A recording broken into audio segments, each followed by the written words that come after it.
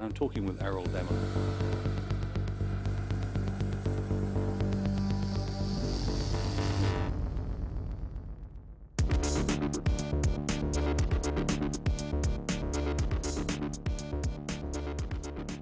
So what for you, makes this different from being, I guess the extreme form would be a loan shark or a predatory lender in some sense. It's this notion that the customer is able to make a rational decision about paying that kind of rate of interest. Is that the key thing? The first thing is that we're completely regulated. Right. So when people talk about loan sharks or predatory lenders in general, they're about an unregulated sector, and there is an unregulated sector which is really dangerous. And Wonga comes as an alternative to that, but also as an alternative to banks and to credit card companies who haven't had the customer at the center of their proposition for too long. What do you mean by that, the customer not being at the center of their proposition?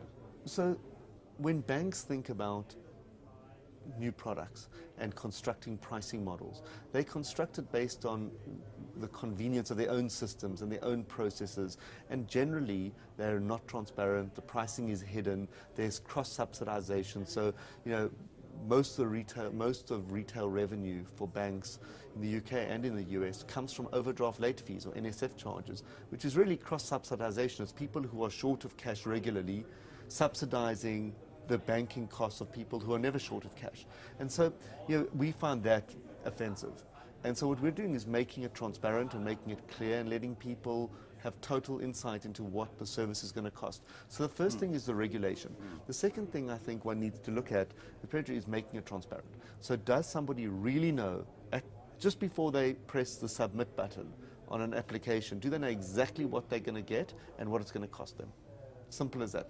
And we absolutely try our best to do that, and anybody who thinks there's a better way of doing that, we're always open to more information. And the reason you think your customers are satisfied with what you're offering is that they just simply didn't understand or didn't get that kind of degree of clear pricing from the traditional banking system. So when we survey our customer base, people tell us that number one, it's the transparency, though they actually understand what they're consuming and it's totally clear. The second is control, so they get to choose exactly how much they want and for how long, so to the pound and to the day.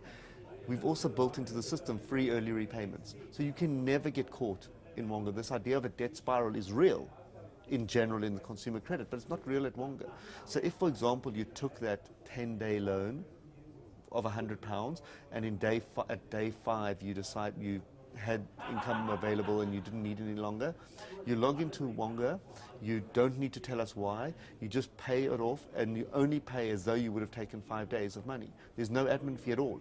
And fully about a third of our customers do that every month.